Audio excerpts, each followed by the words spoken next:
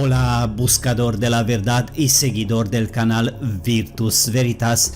En las disputas sobre si los líderes del Tercer Reich han tenido la capacidad de organizar bases secretas en el supuestamente continente Antártida, a menudo se escucha una respuesta negativa invocándose la ausencia total de documentos originales que confirmen tales suposiciones.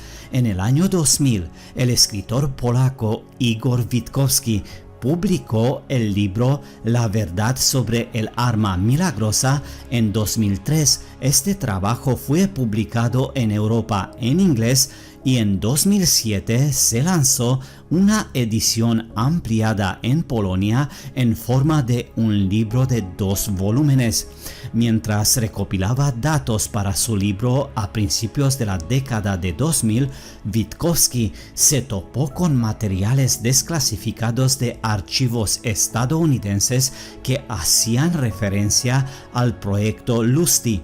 Witkowski estaba afirmando que el contenido de estos documentos desclasificados es una revelación absoluta, hechos que no solo arrojan una luz completamente nueva sobre el final de la Segunda Guerra Mundial y el problema de los logros científicos y tecnológicos del Tercer Reich, sino que también causan una verdadera conmoción por el hecho de que se han estado ocultando detrás de un velo de secreto hasta ahora.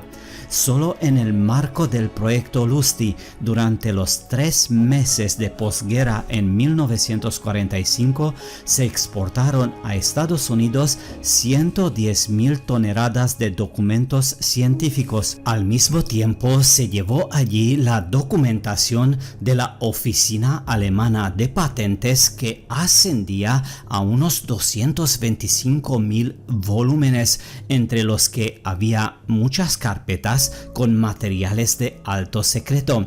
Igor Witkowski, así como Joseph Farrell, quien aprecia mucho su trabajo, señala que el proyecto Lusty se dedicó exclusivamente a las tecnologías aeroespaciales alemanas. Estas tecnologías, por supuesto, que no se aplicaron solo en la aeronáutica. Entre los objetos de su aplicación se encontraba también el submarino Serie 21.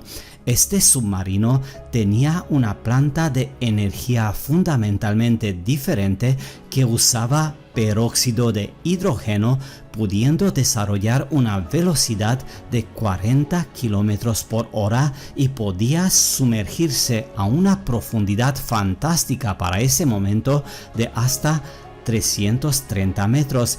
Tenía una doble capa de un material antirradar especial, por lo que, además de la gran profundidad de inmersión, los barcos de superficie no pudieron detectarlo incluso a una distancia de 200 metros, como lo demuestran las pruebas de una copia de este submarino realizadas por la Armada de los Estados Unidos en 1946.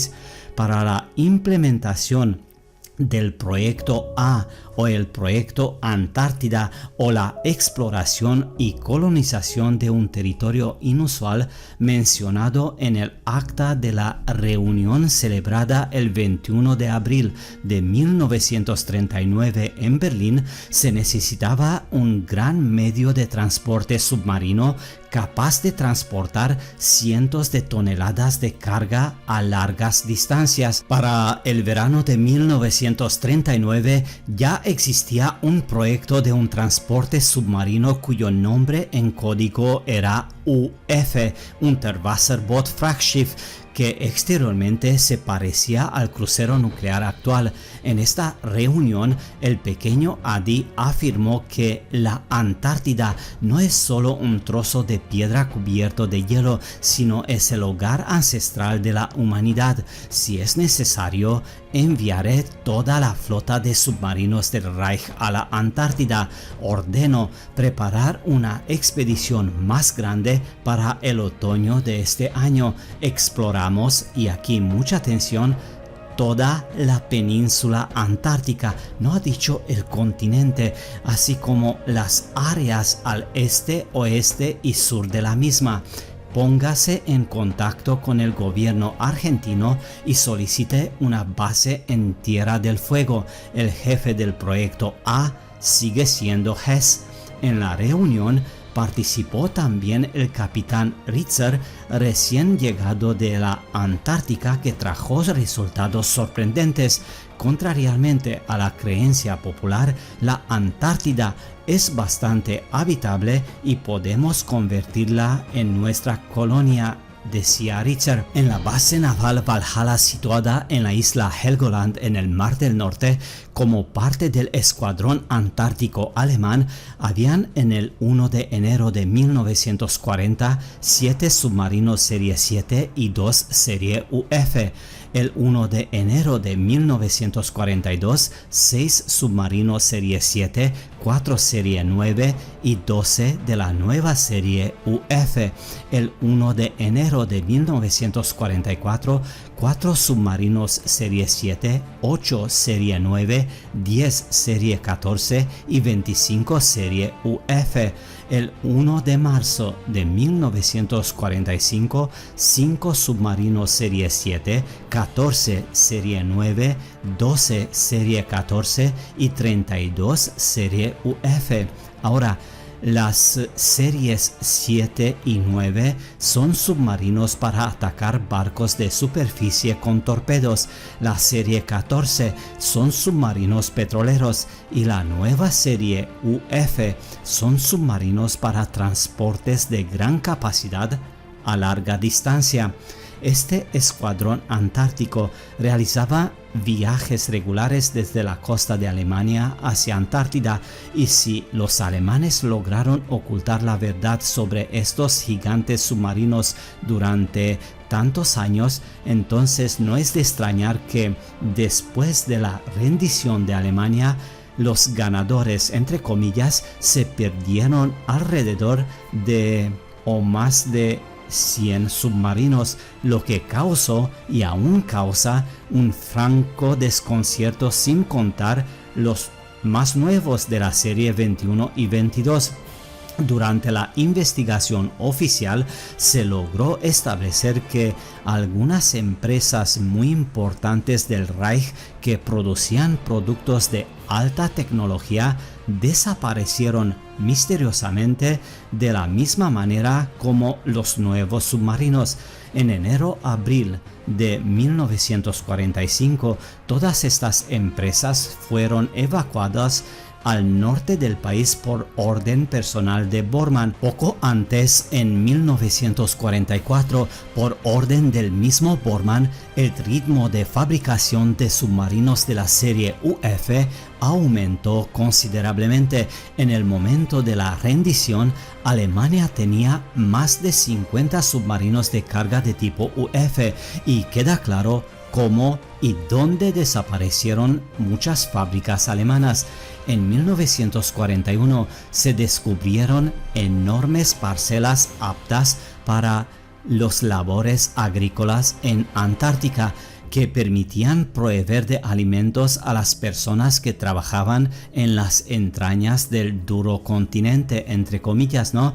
Según algunos informes, ya en 1945 al menos 10.000 personas vivían en Antártida. Posteriormente, los científicos modernos que trabajaban en la Antártida notaron que en ciertas partes del supuestamente continente, entre comillas, se producían descargas características de la vida de las grandes ciudades con empresas industriales en funcionamiento. Existe evidencia indiscutible de la presencia de gases de efecto invernadero, entre comillas, en la atmósfera sobre Antártida. Podría ser que tales fenómenos fueron y son causados por las empresas del Tercer Reich, y luego, para engañar a la gente, se les ocurrió la teoría del calentamiento global, en la que todos tenemos la culpa.